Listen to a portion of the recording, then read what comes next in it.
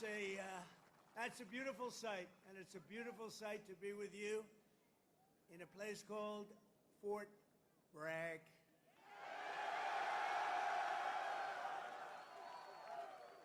Can you believe they changed that name in the last administration for a little bit?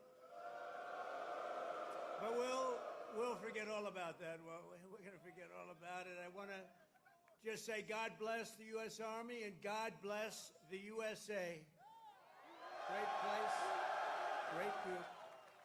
I want to thank so many incredible soldiers and paratroopers, pilots, warriors for that awesome display of pure, unrivaled American military might. I just saw something that was crazy. You don't want to mess. I've been saying a long time, we have the best. Nobody even comes close, but they just gave me a display that you might be lucky not to see it, because it's a little scary. It was beautiful to watch. Let's hear it for the Army Special Operations and Command and the 82nd Airborne Division and the 18th Airborne Corps. What a show it was, and what a show it continues to be. And Saturday is going to be a big day in Washington, D.C. You know, a lot of people said, we don't want to do that. I say, yeah, we do. We want to show off a little bit. You know, recently, other countries celebrated the victory of World War I. France was celebrating, really. They were all celebrating. The only one that doesn't celebrate is the USA, and we're the ones that won the war. Without us, you'd all be speaking German right now. Maybe a little Japanese thrown in. But we won the war. And we don't celebrate, but we're going to celebrate on Saturday, and we're going to celebrate from now on. We're going to celebrate our greatness and our achievements. This week we honor 250 years of valor and glory and triumph by the greatest fighting force ever to walk the face of the earth, the United States Army.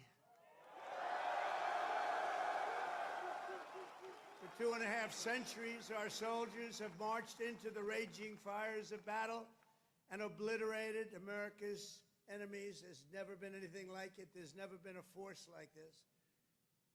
And I rebuilt it. I gave you so much money for 4 years. It was crazy. And we just approved our largest budget for military operations, over $1 trillion. We've never even come close. But our army has smashed foreign empires, humbled kings, toppled tyrants, and hunted terrorist savages through the very gates of hell. Our soldiers do not rest until they win. You know that better than anybody. From June 1775 to June 2025, those foolish enough to challenge America's army have been met with unyielding strength, unbreakable spirit, and unstoppable, overwhelming force. Time and again, our enemies have learned that if you dare to threaten the American people, American soldier will chase you down, crush you, and cast you into oblivion. That's what happens, unfortunately. That's what happens. Doesn't sound very nice, but it's true, isn't it? The last sound you ever hear will be the chilling howl of Black Hawks in the dead of night, the thunderous boom of artillery fire, or the ferocious roar of a U.S. Army infantry brigade charging over the horizon. That brigade is going to charge like you've never seen before, and hopefully I can keep you out of that, but if I don't, you're ready. Is that right? If I can keep you out of it. If I keep you out of it, that's okay, but if we need it, you're ready. You know, it's called peace through strength, isn't it? Peace through strength. For our adversaries, there's no greater fear than the United States Army. They all fear us, and we have the greatest force anywhere on earth. You know, you read different stories that others are building and building and building. We have a force like no other. They said it would take 5 years to defeat ISIS. We did it in 4 weeks. 4 weeks. We let them go. Unlike other of your leaders, I let them go. And we had General Raisin Kane, who's now the head of the Joint Chiefs of Staff, because I liked him. He was a warrior. He was a great warrior, and now he's been rewarded for his incredible work. But they said it would take 5 years, and we did it in 4 weeks. Someday I'm going to ask him to explain that one to me. But it was the television generals that said that. The real generals got out and fought, and nobody fought like them ever. But for the American people, there's no greater pride because you are the righteous sword of American justice and the ultimate shield of American freedom. This week we remember that we only have a country because we first had an army. The army was first. In fact, the army was even before the country. You know that, right? 1 year before the country. After 250 years, we still proudly declare that we are free because you are strong. You are so strong. We're safe because you are brave, and America's flag will never fall because America's army will never, ever fail. Never going to fail. Every branch of the armed forces has played a critical role in protecting our nation, but no one has done more fighting, bleeding, and winning than the U.S. Army. Nobody's done that. The Army has earned more combat medals and more battle ribbons than any other service, and 70% of all of the medals of honor. We give away medals of honor all the time at the White House to incredibly brave people, but you have 70% of them. Army soldiers, and especially our Army paratroopers, truly go all the way. You know that expression, all the way. It's one of your beautiful expressions. As President of the United States, let me express my undying gratitude to our nation for every soldier here today, for every veteran and their families, those incredible families that are with us and all across America, and for every patriot who has worn the uniform over 250 years. Can you imagine that? We thank you from the absolute bottom of our hearts. Few places loom larger in Army lore than where we are gathered today. The one and only Fort Bragg, the one and only Fort Bragg.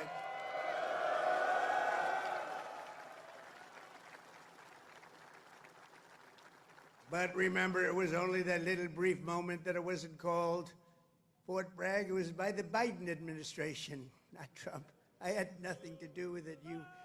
We got it changed. We said, you know, I came here numerous times and everybody, they kept saying Fort Bragg, Fort Bragg. I said, you know, it's not the name, but then I was making a speech. I said, what do you think I should call this place? Call it Fort Bragg. I said, Fort Bragg, how you doing? We won a lot of battles from this place, and that's the way it is. It wasn't even close. When Pete and some of the generals came to see me, I said, not even close, not even close. This is the home of the Green Berets, the Sky Dragons, and the all-American 82nd Airborne. We know what 82nd Airborne Division. This is where the GIs who won the Second World War learned to pack their parachutes and push howitzers and go right into those C-47s with lots of arms and push them right out those big, beautiful doors and wield their bayonets and pry the enemy from the hedgerows of the French countryside. France needed us badly. We were there. A lot of people needed us badly. They still do, maybe worse than ever. It was here in this soil that the Army forged the medal that held strong at Bastogne. It was here the mighty paratroopers earned their wings before they rained down death from above to liberate Sicily, Normandy, and even the Netherlands. That's right. We saved the Netherlands. Every inch of this base is steeped in the legacy of those warriors who have said with pride, "Sir, I trained at Fort Bragg, sir." That was pretty cool. And that is why we restored the historic name of this very, very special place. I don't know if it could be the same place. Fort Bragg is in, that's the name. And Fort Bragg, it shall always remain. That's never going to be happening again.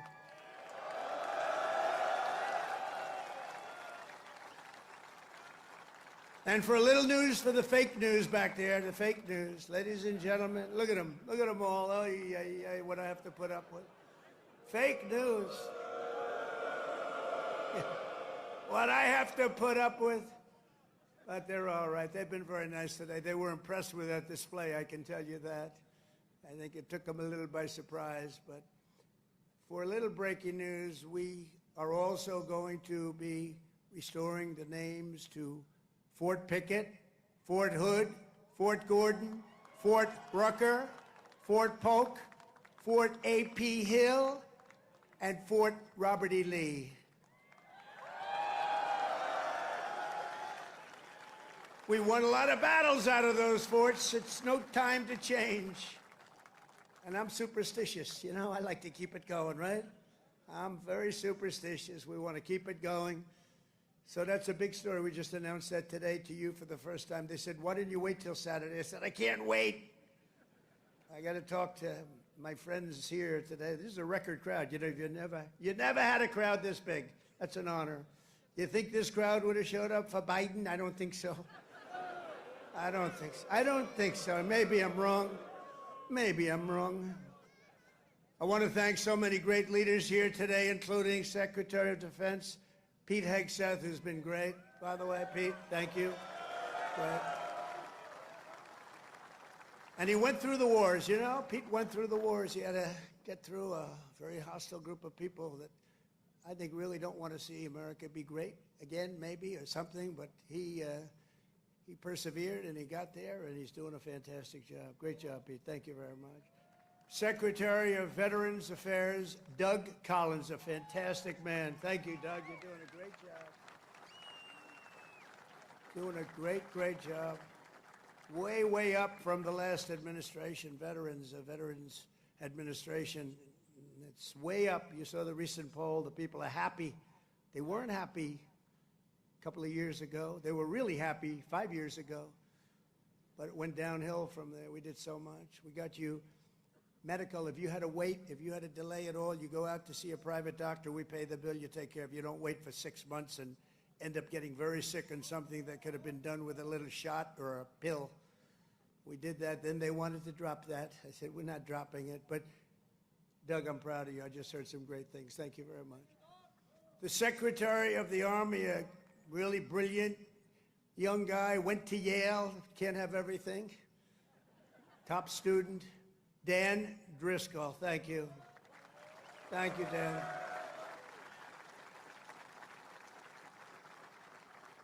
And we have your senators, Senator Ted Budd and Senator Tom Tillis. Thank you, fellas.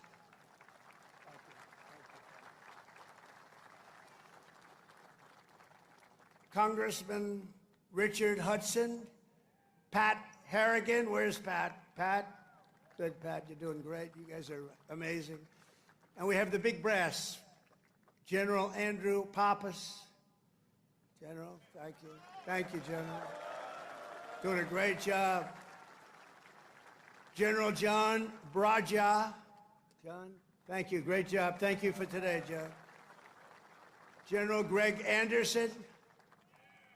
Thank you. Thank you, Greg. Thank you. Sergeant Major of the Army, Michael Weimer. And before going further, I want to say a few words about the situation in Los Angeles, California. Have you heard of the place? Where I've deployed thousands of National Guard troops and hundreds of Marines to protect federal law enforcement from the attacks of a vicious and violent mob. And some of the radical left, they say, oh, that's not nice. Well, if we didn't do it, there wouldn't be a Los Angeles. It'd be burning today, just like their houses were burning a number of months ago. Generations of Army heroes did not shed their blood on distant shores only to watch our country be destroyed by invasion and third world lawlessness here at home, like is happening in California. As Commander-in-Chief, I will not let that happen. It's never going to happen. What you're witnessing in California is a full-blown assault on peace, on public order, and on national sovereignty carried out by rioters bearing foreign flags with the aim of continuing a foreign invasion of our country. We're not going to let that happen. Remember, millions of people were allowed to come into our country, totally unchecked and unvetted by stupid people or radical left people or sick people. But regardless, open border policy, the dumbest policy yet. I would say even dumber than men playing in women's sports, transgender for everyone. Even dumber than that.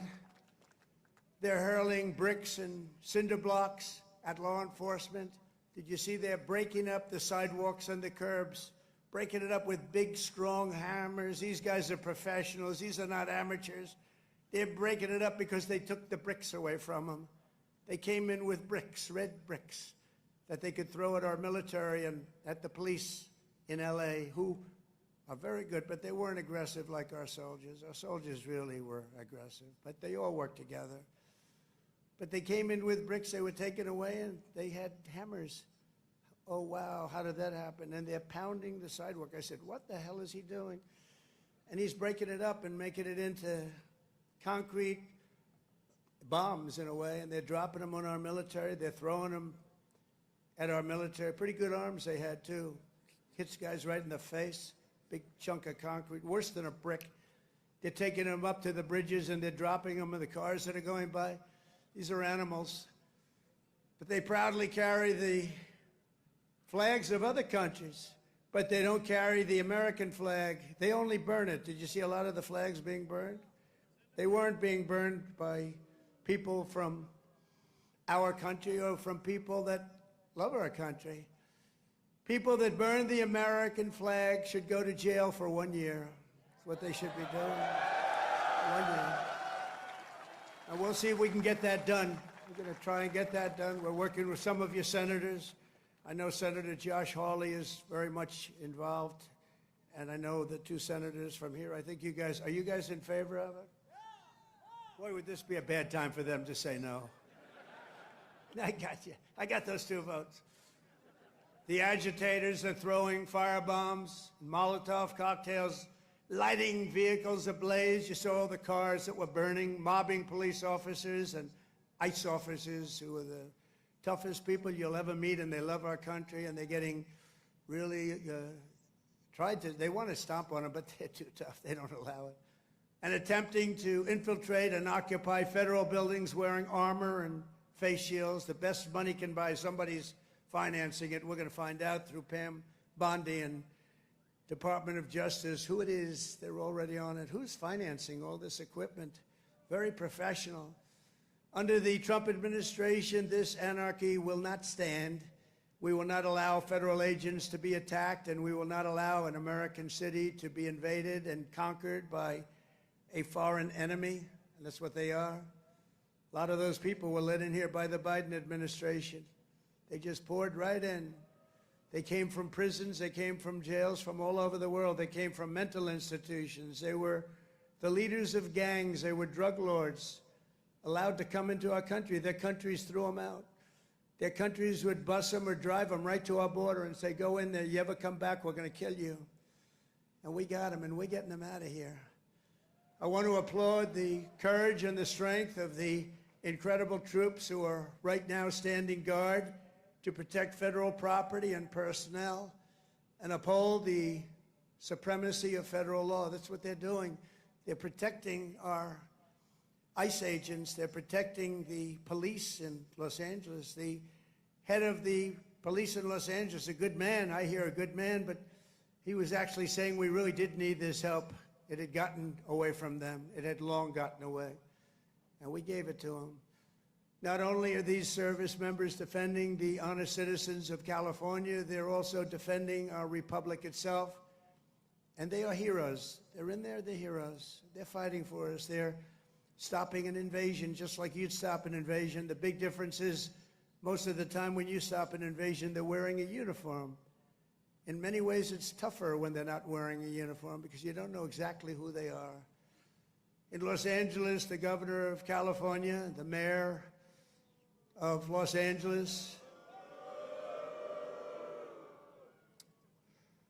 they're incompetent, and they paid troublemakers, agitators, and insurrectionists. They're engaged in this willful attempt to nullify federal law and aid the occupation of the city by criminal invaders. That's what it is. They're invaders, no different. Their position is that the rioting will not stop unless ICE withdraws from Los Angeles and ceases the enforcement of federal immigration law. In other words, they came in here illegally. Many of them came out of prisons and jails, the most heinous people. They came from all over the world. They came from the Congo in Africa. They came from Asia. They came from the prisons of these places. They were put into the United States and allowed to stay here because we had a grossly unfit president who listened to whoever was operating the auto pen. And they allowed these people to stay. And by the way, I've known this guy for a long time. He was never the sharpest bulb. But you know what he was? He wasn't a radical left lunatic. He never dreamt about open borders. He never said that when he was of sound mind, which actually was a very long time ago. So sad what they've done to our country. I will say that without question, however, you're seeing the financial numbers. We've now got the hottest country anywhere in the world. Years ago, it was the coldest country. We're being laughed at all over the world. I was in Saudi Arabia, Qatar, UAE. We brought back $5.1 trillion into our country, and all three leaders, they're great leaders, all three said, you know, you are presiding over the hottest country anywhere in the world. And they said the exact same thing. They said 6 months ago, it was the coldest country. I'll tell you, it changed on a date. You know what November 5th was? It was the election of a president that loves you. And that's when it all changed. That's when it all changed. Within the span of a few decades, Los Angeles has gone from being one of the cleanest, safest, and most beautiful cities on earth to being a trash heap with entire neighborhoods under the control of transnational gangs and criminal networks. It's horrible what's happened so quickly. As the entire world can now see, uncontrolled migration leads to chaos, dysfunction, and disorder. And you know what? They have it in Europe, too. It's happening in many of the countries of Europe. They don't like it when I say it, but I'll say it loudly and clearly. They better do something before it's too late. Very simply, we will liberate Los Angeles and make it free, clean, and safe again. It's happening very quickly. The one big, beautiful bill, you've heard about it. We call it the one big, you know, I was on one of the television shows, I think Deface the Nation. Ladies and gentlemen, Deface the Nation. It's actually called Face the Nation for those of you that are smart enough not to know, because you're better off not knowing.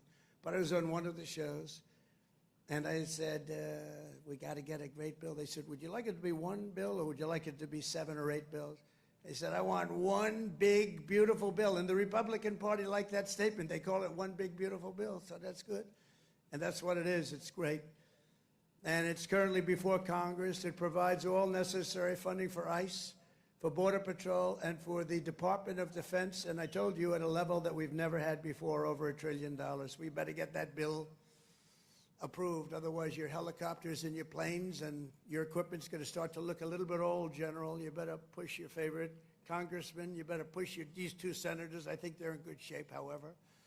But we got to get it approved. And those congressmen by you are all 100%. I don't even have to talk to them. They've been so great. So I want to sign this into law immediately. And with the signing, so many great things will happen to our country. No tax on tips. Think of that. No tax, seniors on Social Security. No tax on overtime. They're going to pay for themselves. And if you get a car, and if you borrow money to buy the car, we're going to let you deduct the interest payment if it's a new car made in America. Only if it's made in America. If it's made in Japan or China or any place else, we're not really interested in your deduction. I was elected winning all 7 swing states, the popular vote by millions and millions of votes, in all counties throughout America by 2,750 to 525. That's what I call a big number.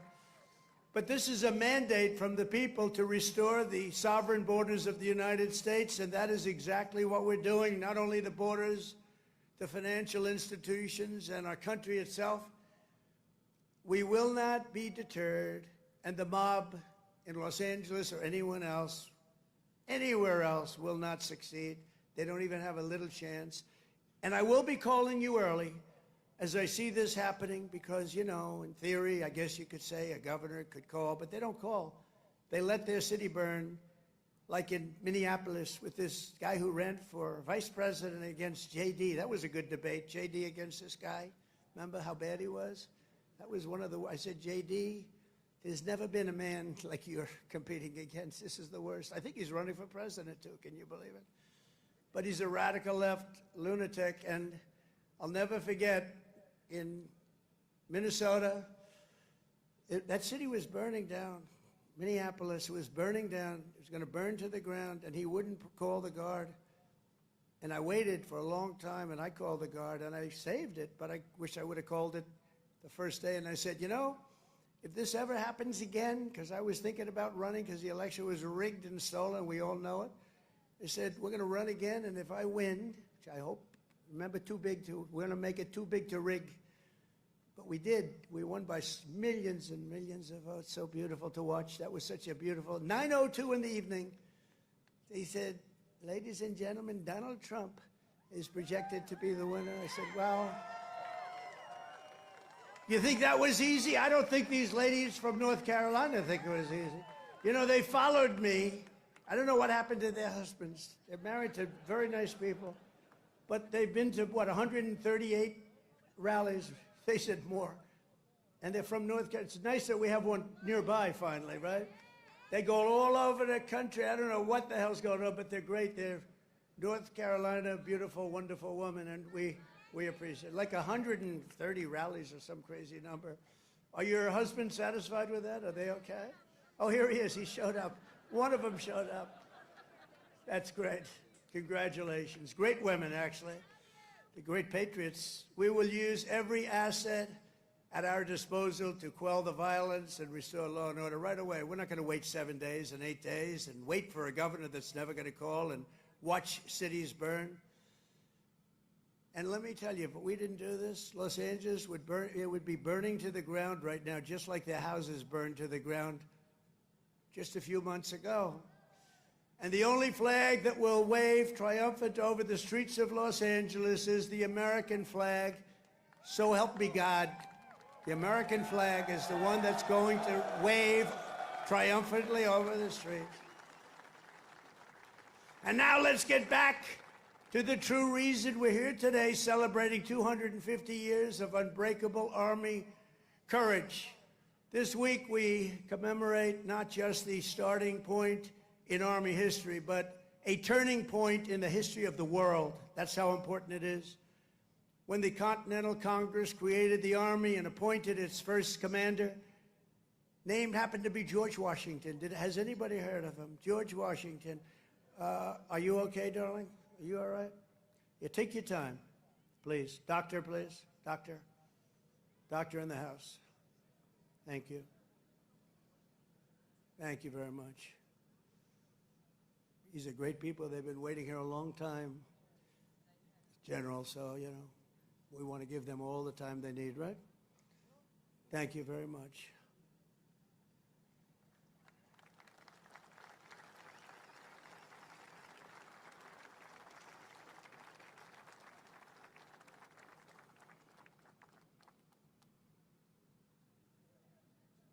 Greatest people in the world. They are amazing. Amazing.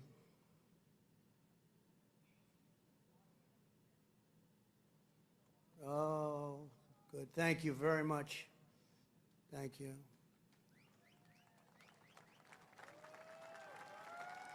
Okay, honey. Thank you. Beautiful young person. Beautiful young person. We have a lot of young people. You know, they have.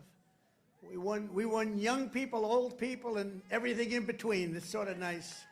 Remember, they used to say, but Trump doesn't have the young people. We won everything. Thank you very much, Doctor. Great job. When the Continental Congress created the Army and appointed its first commander, General George Washington, they sent the fierce spirit of a free nation into battle under a rallying cry that echoes to this day, "Give me liberty or give me death." Have you heard of it? Quite a beautiful statement. Think of what that means. Give me liberty or give me death. I know exactly what that means.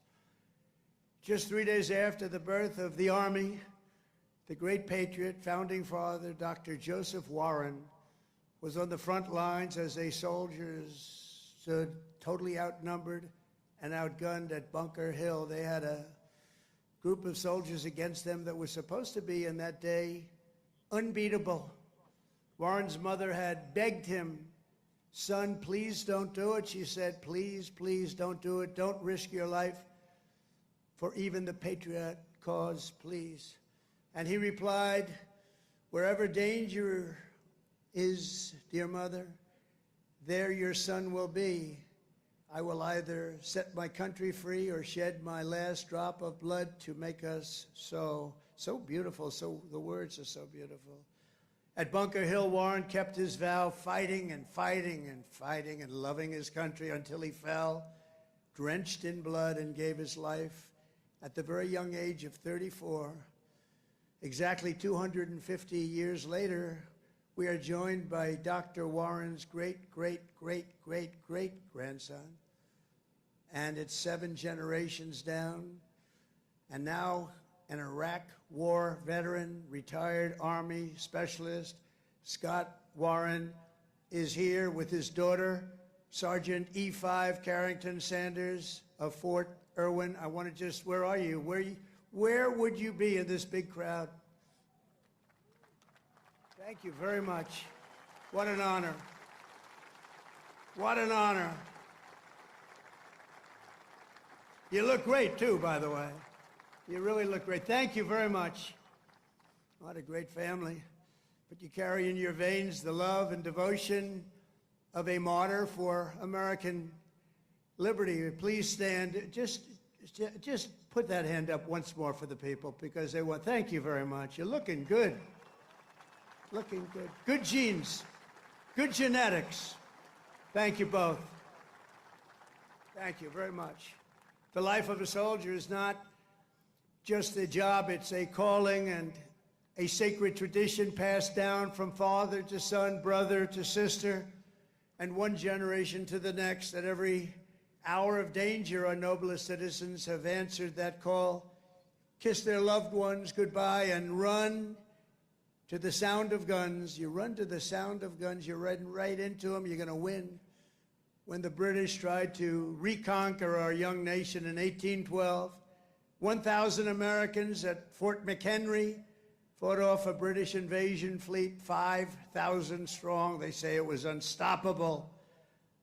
Lieutenant Francis Scott Key, you all heard the name, watched from Baltimore Harbor as the Army kept Old Glory flying high.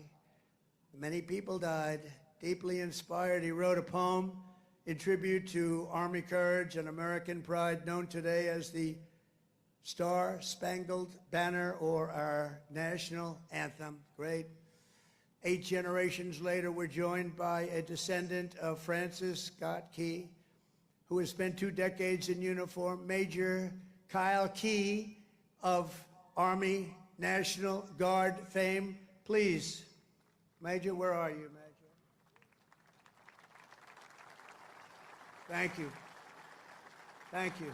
Looking good, too. What's going on here? These guys they all come from a very fine strain of blood. That's great genetics is right. Thank you both very much. Major Key, thank you for helping to keep this incredible land of ours free and the home of the brave, and that's what it was.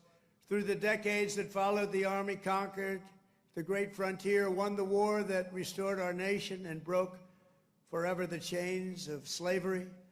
A generation later, the Army's Rough Riders stormed up San Juan Hill with Colonel Theodore Roosevelt and swept the last foreign empire from the American hemisphere, forever swept. In World War I, our doughboys fought bravely in the Valley of the Marne and in the Argonne. There in 1918, a devout Tennessee Christian named Alvin York, you know that name, charged across an open field towards the German machine guns. They were firing at levels at that time that nobody had ever seen before. They were knocking down everything in their way, including giant trees were coming down. The enemy mowed down more than half of his platoon almost immediately. The platoon was going down like nobody's ever thought possible. But York pressed on into the jaws of death. He slayed German after German and returned with 132 prisoners from behind the enemy lines. And he had the option of killing them, and he didn't want to do that. And that's okay, isn't it, right? It's okay. But he brought 132 back. And his actions and the actions of that great day, that crazy but great day, Sergeant York earned the Congressional Medal of Honor and became one of the most famed and decorated heroes of the First World War. Very famous, actually, because of the movie that was made. And we're joined today by Sergeant York's grandson, Army Colonel Gerald York. Gerald? Thank you, Gerald. Thank you very much. It's a great honor to have you. Thank you, Gerald. At his grandfather's funeral in 1964, Gerald was told by the command sergeant major of Fort Bragg that it was about time he joined the Army. And he volunteered for combat in Vietnam and gave the Army 31 of his best years. No, I think your best years are right now. You look very good. Your best years are right now. Keep it going. But Colonel York, we salute you. We salute your family and the fame and the bravery of your family. Thank you very much. Appreciate you being here. And in World War II, the Army once again came to the free world's rescue. Among the millions and millions who volunteered was Henry Armstrong. He enlisted 6 months before his high school graduation and did basic training right here at Fort Bragg. By the next year, he was in Normandy. He fought his way across France as part of Patton's Third Army, crossed the Rhine into the heart of Germany, and helped liberate a Nazi concentration camp. He was a brave person. Command Sergeant Major Henry Armstrong is here with us today. He's 100 years old, a veteran of numerous World War II battles, and 41 years in the Army.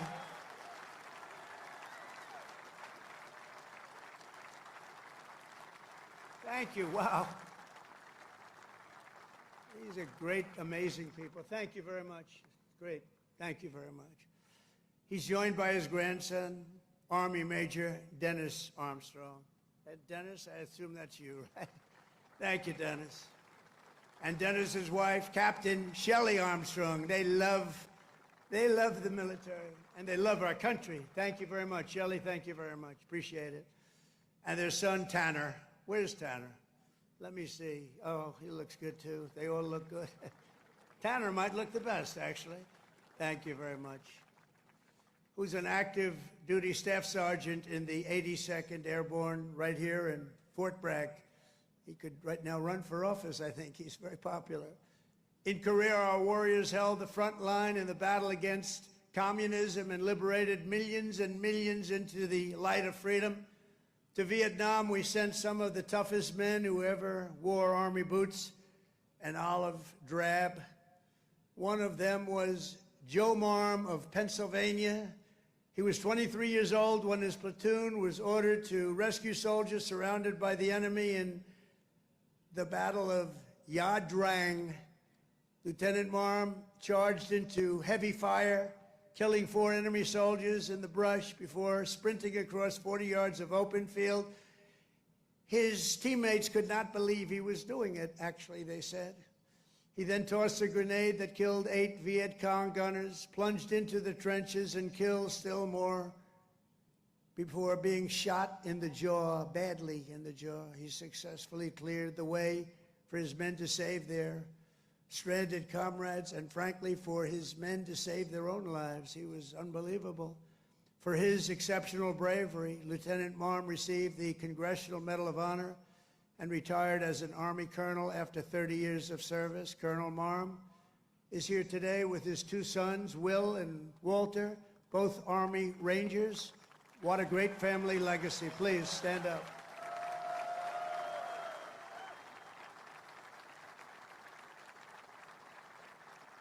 How's your jaw feeling? All right? The jaw? It's all right? Looks pretty good. I wish mine looked that good. It's very good. Thank you very much. Great family. Appreciate it. Real heroes. In the modern era, our soldiers have charged into the darkest caves and ventured into the most God-forsaken places to vanquish the forces of radical Islamic terror from the face of the earth. In 2007, Chief Warrant Officer Eric Phillips was stationed at a remote outpost in the Afghan mountains when a massive Taliban force attacked from all sides. He thought he was finished. For 3 hours, he led a hellacious counter-assault to successfully repulse the enemy in close combat. In the same deployment, Eric again repelled an attack by a vastly larger enemy force, saving countless lives. For his spectacular gallantry, Chief Phillips earned the Distinguished Service Cross and the Silver Star, becoming among the most highly decorated warriors of any branch in the war on terror. Actually, he is the most decorated, and it's not even that close. Many, many battles, many, many medals. And he's with us today, Chief Phillips. You did us all proud. Please stand up, Chief Phillips. Thank you. Thank you very much. Thank you. You are Army strong. Thank you very much, Chief. From the American Revolution until today, the story of the Army is the tale of an unbroken chain of American patriots who gave all they had for this country. It is the saga of epic men like Washington and Jackson, Grant and Custer, Pershing and Eisenhower, Patton and MacArthur, Wild Bill Donovan, and the great General William Yarborough, father of the Green Berets. You know that, the Green Berets? You know that? William Yarborough.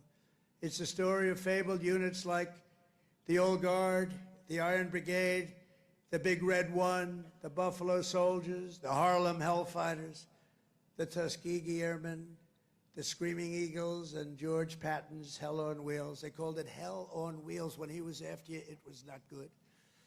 The weapons of war have changed with every generation, but the unflinching loyalty of the American soldier has always remained the same. The Army has always stayed true to its motto, "This we'll defend." You know that. This we'll defend. Army warriors who have laid down their lives for America rest by the thousands in the sacred soil of Arlington and Gettysburg, Anzio and Manila, and to far-off places known only to God. We owe everything to them. Today we renew our devotion to the cause of liberty for which they so selflessly lived and fought and so bravely died. There could be no greater tribute to their memory than to prepare the Army to dominate America's enemies for the next 250 years and more than that. That's why under the Trump administration, we're focused on restoring the spirit of the U.S. Armed Forces.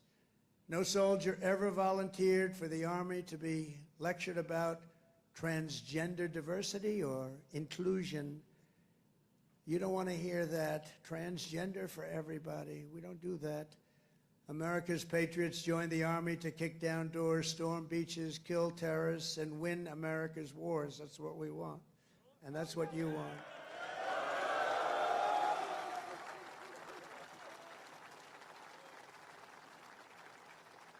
And to that end, we're making that record investment, but not only in the Army, and the other forces also, because you work together as a team. And we're including in that and across the board. Now, you don't have to take this if you don't want. You could be great patriots.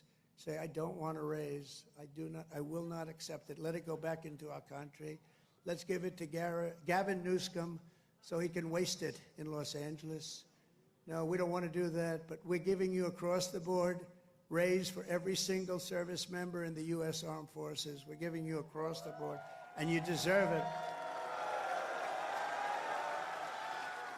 You know, we spend so much money on things that we shouldn't be spending it on. But I think those days are stopping, Mr. Senators and Congressmen that are with us. As part of our one big, beautiful bill, we are also investing over $1 billion to update your on-base housing. And we're building a state-of-the-art missile defense shield to protect our homeland. And it's called the Golden Dome. It's going to be all made in America. We've done it for others. We're now doing it, about time, right? We're doing it for ourselves. After years of recruiting shortfalls, this is, to me, maybe the most exciting things. We're setting the strongest peacetime recruiting records ever. Just think of this. 6 months ago, we couldn't recruit anybody to join the military. Nobody wanted to join. That was 6 months ago. And then we had the election of November 5th. And now we have the strongest recruiting numbers in the history of our country. Can you imagine that? Can you imagine that? We've already surpassed our recruiting targets for 2025, and we're not done yet. And I'll tell you, it doesn't make you feel good when you had to hear 6, 7 months ago that nobody wants to join the Army, they don't want to join our military. Frankly, they didn't want to join our police, our firemen. They lost confidence, they lost faith in our country. And just a short number of months later, we're setting all-time records. In fact, your job might be in jeopardy. Somebody else may come in and take it. That was bad. We'll get you out of here. You have to be good. We're getting the best people that you've ever seen. We're getting people that I don't think we've ever seen anything like it. Great people are coming in. Doesn't it make you feel good, though? You have something and you're doing something and other people want to join you. Isn't that a great feeling?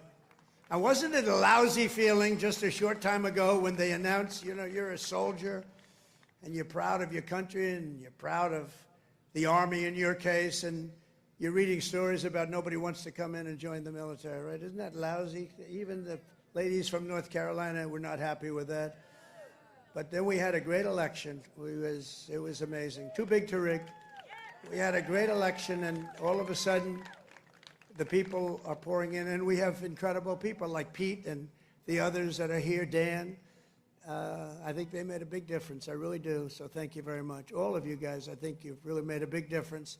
The Army will soon be stronger, bigger, and better than ever before. And every new soldier that joins our ranks will kindle the same fighting spirit exemplified by the likes of Sergeant Major Jim Schmidt, who's no longer with us. At 15 years old, after lying about his age, because he wanted to get in so badly, Jim trained at Fort Bragg to fight in World War II. When Jim's middle school wrote to ask if he would attend his 8th grade graduation, he wrote back, "That will be impossible, as I'm rather busy now. I'm in the hinterlands hunting down Germans," and I have to say this, and Italians. I know there are a couple of Germans and Italians here. As a paratrooper, he made the famous drops at Sicily and Salerno while still a young boy, too young to be in. The Army kicked him out. They found out about it. They kicked him out. They discovered he was way underage. They said, "Jim, you got to get out of here. You're a hell of a soldier, but you got to get out." But that didn't stop Jim. He enlisted in the Navy. But the moment he turned 18, he came right back and he joined the 82nd Airborne. How about that? He went on to fight at the Chosin Reservoir in Korea, rough place. Saw combat in Vietnam and ended his career right back at Fort Bragg, having earned 2 Silver Stars, 3 Bronze Stars, and 2 Purple Hearts. With us today is Jim's widow, Peggy, and their beloved grandson, Army Specialist Christian Forbes, who is currently deployed at our southern border defending our country from an invasion, whether we like it or not. It's an invasion, but I don't know if you've heard, the invasion was 99.9% stopped. Did you hear that? 99? Could even be more right. 99.999% stopped. That invasion is stopped, so I think he's in good shape. Specialist Forbes, I want to thank you for defending America. And you've obviously done a good job because that invasion has been stopped, and we appreciate you being here. Thank you, wherever you may be. Thank you very much. Thank you very much. Great.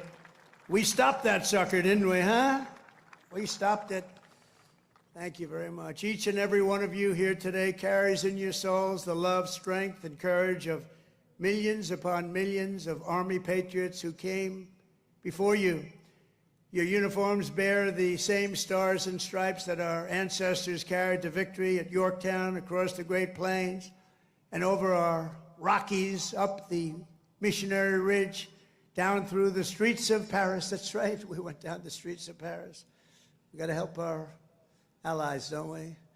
Across the sands of North Africa and onto the shores of Omaha Beach, into the blood-soaked hills of Korea.